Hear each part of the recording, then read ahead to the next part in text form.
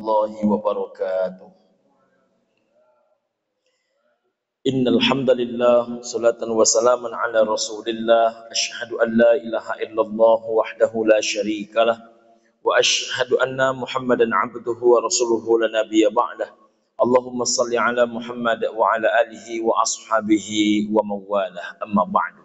Ibu dan bapak rahimakumullah, pengurus dan jamaah Masjid Darul Aman rahimakumullah. Hanya tinggal lebih kurang sebulan ke depan, insya Allah kita akan melaksanakan Hari Raya Idul Adha. Sekaligus bersempena itu kita akan melaksanakan amal ibadah kurban. Berbicara tentang kurban ibu dan bapak, ada beberapa hal yang berkaitan dengan adab dan problematika seputar kurban yang harus kita pahami. Pertama, ibu dan bapak rahimakumullah, menurut pendapat Imam Hanafi, berkurban itu wajib. Kapan berkurban itu wajib menurut pendapat Imam Hanafi? Bila terjadi dan terpenuhi dua syarat. Syarat yang pertama, ibu dan bapak rahimakumullah, ada biaya makan selama 3 hari. 3 hari yang dimaksudkan itu adalah fi ayyamit tasyrik, pada hari-hari tasyrik 11, 12, 13 Dzulhijjah. Maka berarti penentuannya adalah tanggal 10 Dzulhijjah. Jadi kalau ada biaya makan kita selama 3 hari setelah hari raya haji itu 11, 12, 13 Dzulhijjah. Lalu yang kedua, ada uang ataupun tabungan seharga harga kurban. Misalnya di Masjidil Aman harga kurban adalah 2.600.000. Lalu ada uang sejumlah 2.600.000. Ada biaya makan 3 hari, ada uang sejumlah 2.600.000. Maka menurut pendapat Imam Hanafi, wajib hukumnya berkurban. Haram bila tak berkurban. Walaupun pendapat ini kemudian tidak disetujui, tak sama dengan pemahaman dan pendapat Imam Syafi'i, Imam Ahmad bin Hanbal, Imam Hambali dan Imam Malik yang tetap menggunakan hadis salasun hunna alayya faraid wa hunna alaikum tatawwu'un. Ada 3 macam perkara kata Nabi, kepadaku hukumnya adalah fardu, wa hunna alaikum tatawwu'un, kepada kalian hukumnya tergantung kesanggupan. Sanggup dibuat, tak sanggup boleh ditinggalkan. Apa yang 3 perkara kepada Nabi hukumnya wajib, kepada kita hukumnya tergantung kesanggupan? Pertama adalah al-witru, yang kedua wan nahru, yang ketiga adalah wassalatut duha. Yang pertama ibu dan bapak salat witir, yang kedua adalah berkurban, yang ketiga adalah salat duha. Jadi 3 perkara ini kepada Nabi wajib, dan kepada kita menurut pendapat para ulama sunnah muakkadah, sangat-sangat dianjurkan, tapi tidak sampai kepada hukumnya wajib. Ibu dan bapak yang berbahagia, namun tak sedikit di antara para sahabat sangat takut meninggalkan kurban. Boleh kita cek, salah satunya adalah seorang sahabat datang kepada Nabi membawa seekor kambing jantan yang masih muda usianya. Biasanya orang Arab, kalau kambing itu sudah berumur 2 tahun, mereka sebut kopsyun, kibash. Tapi kalau kambing itu masih berumur setahun, kalau bahasa kita kambing muda, mereka tak menyebut kambing muda, namanya zabah. Kambing yang masih berumur setahun. Dia bawa kambing berumur setahun itu kepada Nabi. Sesampai di tempat Nabi, apa kata si laki-laki ini? Ya Rasul, di rumahku hanya ada seekor kambing ini. Kalau kambing ini aku kurbankan, maka habislah seluruh kekayaanku. Tapi kalau kambing ini tak aku kurbankan, kata dia, maka kemudian ya Rasulullah, aku takut menjadi bahagian orang yang tak boleh mendekati tempat sholatmu. Mengapa demikian? Karena Nabi SAW mengancam, man wajada sa'atan falam yudohi fala yaqrabanna musallana, dalam hadis riwayat Imam Ahmad. Siapa yang diberikan kesempatan berkurban, lalu dia tidak berkurban, kata Nabi, fala yaqrabanna musallana, jangan kalian dekati tempat solat kami. Makanya kambing-kambingnya sekalian dibawa ini kepada Rasul.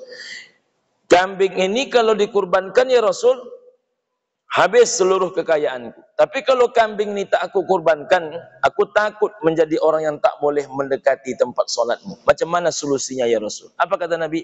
Kalau begitu, sembelihlah kambingmu itu, jadikan kambingmu itu sebagai hewan kurbanmu. Silakan Bapak Ibu jamaah merenungkan. Kalau orang yang punya seekor kambing, disuruh Nabi dia berkurban dengan kambingnya itu, yang padahal itu adalah merupakan kekayaan terakhirnya, kira-kira kalau jamaah Darul Aman datang ke rumah Nabi, kalau Nabi masih hidup, membawa enmek, membawa cincin 4 bentuk, membawa gelang agak 10 emas, datang ke rumah Rasul, lalu katakan kepada Rasulullah, inilah gelangku ya Rasul, inilah kekayaanku. Kira-kira Nabi katakan berkurban apa tak berkurban? Makanya ibu dan bapak rahimakumullah, kalau kita tengok mak-mak kita zaman dulu, jualan mereka hanya daun pucuk ubi, jualan mereka hanya rebung, jualan mereka itu hanya ubi kayu, jualan mereka itu hanyalah daun serai yang bukan pula sengaja ditanam dalam kebun yang luas, tidak. Tetapi setiap tahun mereka berkurban. Aneh di Pekanbaru sekarang ada PNS tak berkurban, ada perawat tak berkurban, ada pengusaha tak berkurban. Itu yang terjadi hari ini. Orang sanggup nyewa ruko tapi tak berkurban. Beli NMAX sanggup tapi berkurban tidak. Merokok 2 bungkus sehari bisa tapi berkurban tidak. Orang merokok 2 bungkus sehari itu ibu dan bapak, kalau dia merokok sehari sebungkus 35.000, 2 bungkus 70.000 kali 365 hari, maka sedekah dia kepada gudang garam itu sejumlah 25 juta lebih. Bisa pula dia umroh tiap tahun.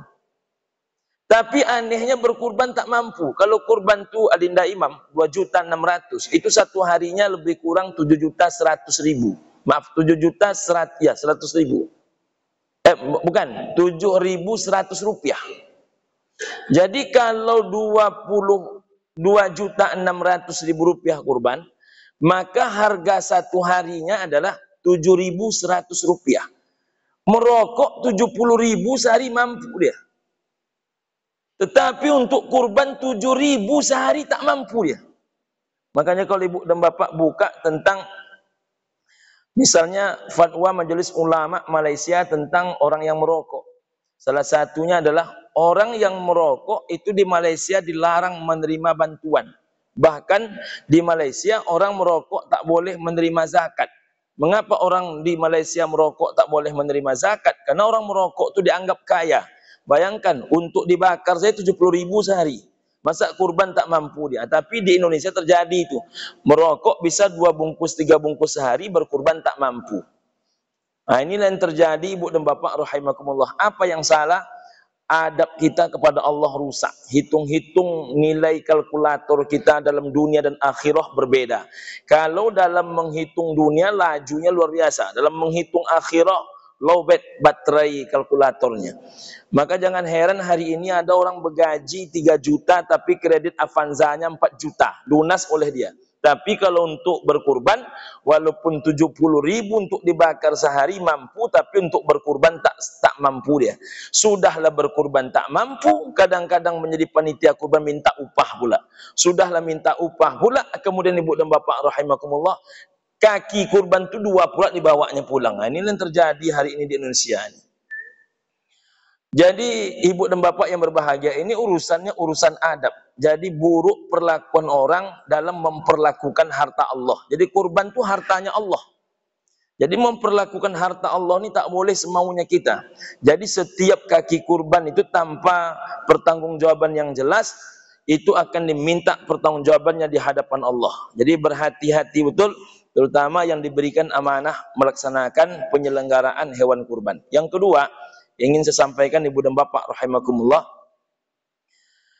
Jadi berapa sebetulnya kemestian berkurban? Paling tidak setiap satu rumah itu satu kurban, satu kakak itu satu kurban. Apabila seorang laki-laki keluar dari rumahnya membawa seekor hewan kurban, maka itu kurban dirinya dan kurban seisi rumahnya. Jadi paling tidak kurban itu satu rumah satu kurban. Tapi ini batas minimal. Nabi sendiri tak melakukan satu rumah satu kurban. Nabi paling tidak berkurban dengan 2 kambing, paling banyak Nabi berkurban dengan 100 ekor onta. Ketika Nabi SAW berkurban dengan 2 kambing, setelah menyembelih, Nabi mengatakan, Allahumma taqabbal hadza min Muhammad wa ala ali Muhammad. Ya Allah, terimalah kurban ini dari Muhammad dan keluarga Muhammad. Yang satu lagi, ya Allah, terimalah kurban ini min ummati Muhammad, dari umat Nabi Muhammad. Dalil ini menjadi dalil juga oleh sebagian ulama dalam membolehkan kurban untuk orang yang telah wafat. Mengapa demikian? Karena ketika Nabi berkata, Allahumma taqabbal hadza min Muhammad wa ala ali Muhammad, posisi Sayyidah Khadijah Al-Kubra binti Khuwailid itu telah tiada. Jadi Nabi tak membedakan. Ya Allah, terimalah kurban ini dari Muhammad dan keluarga Muhammad yang masih hidup. Tak begitu kalimatnya, tapi keluarga Muhammad, tak dibedakan hidup dan mati. Maka kemudian kalau Bapak Ibu buka dalam kitab Al-Fiqhul Islami wa Adillatuh Profesor Wahbah Az-Zuhaili, keabsahan mengkurbankan orang yang telah wafat itu dari 4 ulama yang ada, tidak ada yang memperdebatkan kesahannya. Mereka hanya berbeda dalam prosesnya. Contohnya Ibu dan Bapak rahimakumullah, menurut pendapat Imam Syafi'i, jika diwasiatkan oleh ayah mak kita yang telah tiada itu, maka hukum berkurban wajib. Jika tak diwasiatkannya, cukup anaknya yang berkurban. Karena amalan anak mengalir kepada orang tua. Ini yang dimaksudkan wasiat ini, contohnya Bapak Ibu yang ditinggalkan sawit luas, yang ditinggalkan rumah petak banyak. Lalu ayah mak kita berpesan, besok nak kalau ayah mak tak ada lagi, maka kurbankan mak tiap tahun. Maka hukum kurbannya menjadi wajib, tetapi kalau tak diwasiatkan menjadi boleh, tapi dianjurkan oleh Imam Syafi'i, cukuplah anaknya yang berkurban, karena amalan anak mengalir kepada orang tua. Yang kedua, menurut pendapat Imam Malik, seorang anak yang mengkurbankan ayah bundanya karena wasiat, maka hukumnya adalah wajib. Jika tidak diwasiatkan, maka hukumnya menjadi makruh, karena belum tentu ia menyetujuinya, karena tidak ada ikrar penyetujuan apa yang dilakukan. Menurut pendapat Imam Hanafi, Ibu dan Bapak rahimakumullah, jika diwasiatkan wajib, jika tak diwasiatkan boleh, tapi daging kurbannya seluruhnya disedekahkan, karena orang yang punya kurban telah tiada.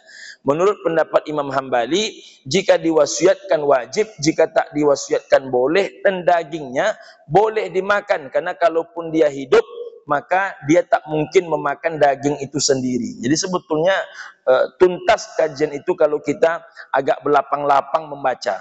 Yang sulit itu adalah terbaca satu lalu menyimpulkan. Tapi kalau terbacanya agak banyak, itu insya Allah kita akan berlapang-lapang dalam berpikir.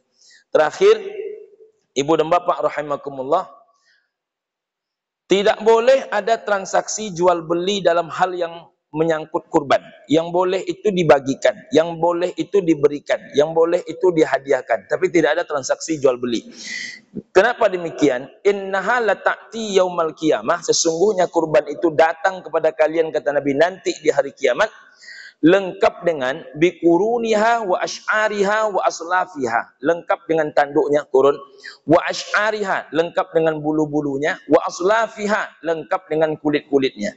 Jadi Ibu dan Bapak, mengapa tanduk disebut? Karena tanduk ini berpotensi dijual. Ada beberapa tempat yang memang tanduk itu berpotensi untuk dijadikan bisnis.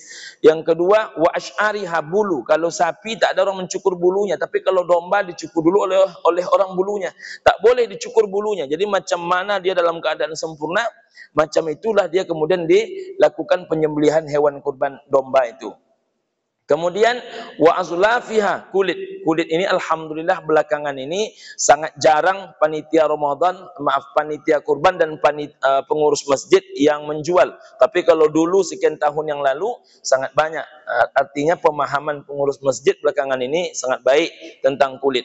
Apalagi dalam hadis riwayat Imam Al-Hakim, Nabi SAW bersabda, "Man ba'a jilda udhiyatihi fala udhiyatalahu." Siapa yang menjual kulit kurbannya, maka tidaklah ia berkurban. Makanya Ibu dan Bapak rahimakumullah, jangan dijual. Yang tidak boleh menjual itu dua. Pertama yang berkurban, yang kedua yang diberikan amanah kurban. Tapi kalau diberikan kepada fakir miskin, lalu fakir miskin itu menjualnya, mafi muskilah. Ada satu hal lagi Ibu dan Bapak rahimakumullah, tentang jumlah dana kurban dan siapa yang menerimanya. Samakah orang yang menerimanya? Jumlah dana kurban itu sebaiknya dibedakan. Orang kaya dengan orang sedang dengan orang yang hidupnya sekedarnya saja, mestinya dibedakan. Alhamdulillah beberapa masjid sekarang sudah mulai. Yang berduit, yang mau kurbannya limosin, yang mau kurbannya kena 3.500.000 hingga 4 juta, ini kelompok dia, kelompok 1 sampai kelompok 3. Yang mau kondisi kehidupannya lumayan baik, tapi belum sanggup limosin, tapi sanggup membeli sapi Bali seberat 140 kilo, 140 kilo daging bersihnya, ibu dan bapak rahimakumullah. Ini dia yang kena harga kurbannya 3 juta. Ini yang ketiga, ibu dan bapak rahimakumullah, kelompok sekian. Ini yang hidupnya kadang-kadang terima duit dari anak, gajinya belum begitu banyak. Ini yang kurbannya 2.600.000. Ini beberapa tempat sudah mulai dipraktekkan. Jadi ibu dan bapak rahimakumullah, mestinya tak sama kurban orang yang punya sawit 30 hektar dengan orang yang punya gaji 3 juta. Ini sama. Saya kadang-kadang bentuknya ibu dan bapak, teman yang punya sawit 30 juta, entah mana yang punya sawit 30 hektar, entah mana yang punya gaji 3 juta. Tak ada bedanya yang kaya raya dengan yang hidupnya baru mulai-mulai belajar. Begitu juga pembagian. Mestinya sesekali kita ini berani untuk membuat sebuah keputusan. Orang yang punya anak yatim dalam rumahnya, 6 orang anak yatimnya sama haknya dengan seorang nenek yang hidup sebatang kara. Jadi adil ini mestinya bukan bagi sama rata. Saya menghimbau kepada seluruh pengurus dan panitia Ramadan, kepada panitia kurban, coba buatlah entah 30 bungkus dilebihkan, yang 30 bungkus ini hantarlah ke rumah orang-orang yang memang sangat membutuhkan dan tingkat kesusahannya tingkat tinggi, yang makan dagingnya teramat jarang. Disitulah kita bisa melebihkan mereka. Jadi jangan sama pula orang yang tiap hari makan daging, yang hanya berdua dalam rumahnya dengan orang yang banyak dalam rumah. Wallahu a'lam bis-shawab wal khata'. Terima kasih. Billahi taufiq wal hidayah wal ridha minal inayah. Assalamualaikum warahmatullahi wabarakatuh.